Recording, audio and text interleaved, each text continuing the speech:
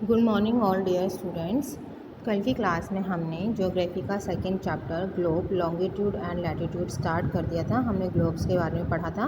Globe हमारा जो अर्थ का मॉडल है, मैन मेड मॉडल है, उसमें हमारी इमेजिनरी लाइन होती है एक्सिस, और जो नॉर्थ पोल और साउथ पोल में डिवाइड करती है हमारी अर्थ को। उसके बाद आता है एक इक्वेटर। ठीक है, इक्वेटर जो लाइन होती है वो ईस्ट वेस्ट जाती है। तो ये हमारी पृथ्वी को टू पार्ट्स में डिवाइड करती है, northern hemisphere and southern hemisphere. तो आज हम पढ़ेंगे हीट जोन्स ऑफ द अर्थ, कि हमारी अर्थ पर जो हीट जोन्स हैं वो कितनी तरह के हैं। Heat zones of the earth are the three significantly different temperate zones of the earth. हमारे अर्थ पर जो हीट जोन्स हैं वो डिफरेंट टेम्परेट जोन में आते हैं। डिफरेंट टेम्परेट जोन में यानी ये हीट जोन है, सबका अलग अलग टेम्परेचर है। These were first categorized by Greek scholar Aristotle। यानी सबसे पहले इन हीट जोन को ग्रीक के जो विद्वान थे अरस्तु, उन्होंने कैटेगराइज किया था। Although some of Aristotle's hypotheses about heat zones have been proved incorrect। हालांकि उनके जो कुछ अनुमान थे हीट जोन्स के बारे में वो इनकरेक्ट प्रूव हुए। The very existence of heat zone is accepted by scientist world over. अब जो हमारे हीट जोन जो एग्जिस्टेंस है, जिन जो अस्तित्व में ही हैं, उनको ही पूरे वर्ल्ड के साइंटिस्ट ने एक्सेप्ट किया है। हमारी अर्थ पर जो तीन हीट जोन्स हैं मेनली, फर्स्ट है temperate zone, second torrid zone, third है फ्रीजिड जोन। ये जो जोन है ये किसके ऊपर बेस्ड हैं? जो हमारा इक्वेटर है, इक्वेटर के पास जो ये डिफरेंसेस आते हैं ट्रॉपिक ऑफ कैंसर में, आर्कटिक सर्कल में, आर्कटिक रीजन में, इनमें जो डिफरेंस है इनके बेसिस पर ये जोन्स इंडिकेट किए जाते हैं। तो सबसे पहले हम देखते हैं कि हमारा कौन सा जोन आता है। सबसे पहले आता है टॉरिड जोन। टॉरिड जोन जो होता है वो सबसे हॉटेस्ट हीट जोन होता है अर्थ का, यानी कि यहाँ पर बहुत ज़्यादा गर्मी पड़ती है। अब इसको समझने के लिए सबसे पहले हम क्या करेंगे, ये देखिए, इस फिगर को सामने रखेंगे। The region that lies from the tropic of cancer, यानी कि वो क्षेत्र जो ट्रॉपिक ऑफ कैंसर से कहाँ आता है, in the north. Tropic of cancer से कहाँ आता है, नॉर्थ में,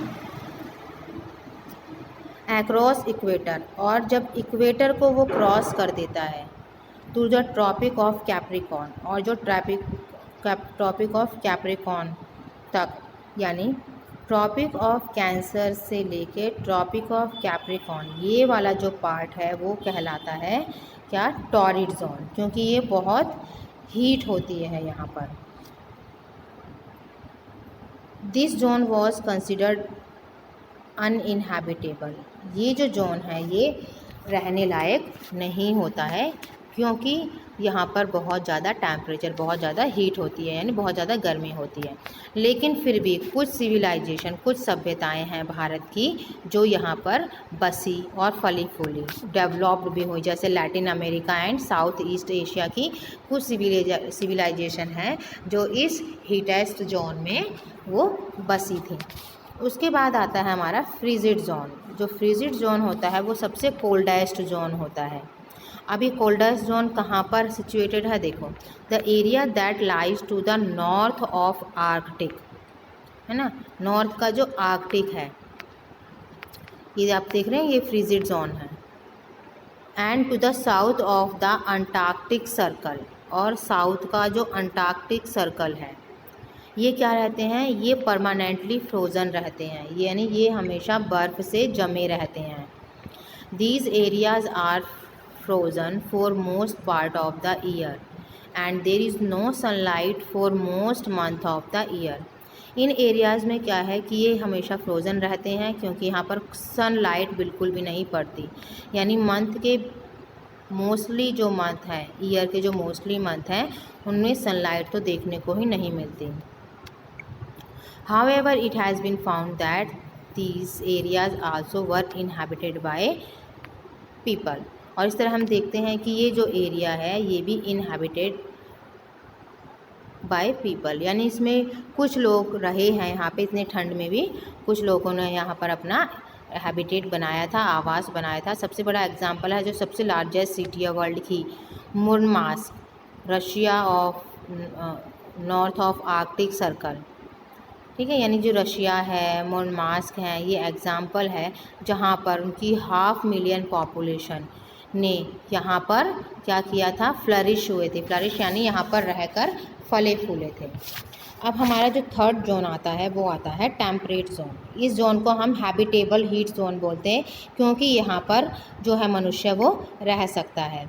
this area was considered worth creating a habitat and the one that can allow human civilisation grow, यानी ये वो एरिया है जहाँ पर ह्यूमन सिविलाइजेशन ग्रो हुई थी, यानी यहाँ पर लोग रह सकते हैं। There are 2 temperate zone that lies between the tropic of arctic and antarctic circle, यानी देखिए ये वाला पार्ट और ये वाला जो पार्ट है ये हमारे टेम्परेट जोन में आते हैं, ना ज़्यादा गर्म होते हैं और ये ना ज़्यादा ठंडे होते हैं। There are 2 temperate zones that lies between the Tropic of Arctic and Antarctic Circle. These regions have moderate.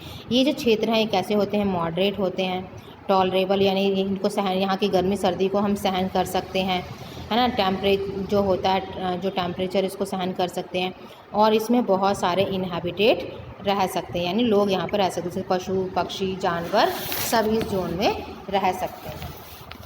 अब देखिए लॉन्गिट्यूड्स। लॉन्गिट्यूड्स क्या होती हैं, हमने कल लैटिट्यूड्स पढ़ी थी कि हमारे जो अर्थ है उस अर्थ पर जो ये इस तरह से ये जो लाइनें हैं ये लैटिट्यूड होती हैं, ठीक है। इसी तरह से हमारे अर्थ पर कुछ लाइनें भी होती हैं जो इस तरह से होती हैं, लॉन्गिट्यूडनल लाइंस, ठीक है। यह हम आगे देखेंगे। तो ये क्या होती हैं, इमेजिनरी वर्टिकल्स लाइन होती हैं ये, drawn on globe running from north pole to south pole. जैसे पहले बता दिया है हमने आपको, नॉर्थ पोल ऊपर होता है साउथ पोल से, तो इसी के इमेजिनरी ये वर्टिकल लाइंस होती हैं जो नॉर्थ पोल से साउथ पोल की तरफ जाती हैं।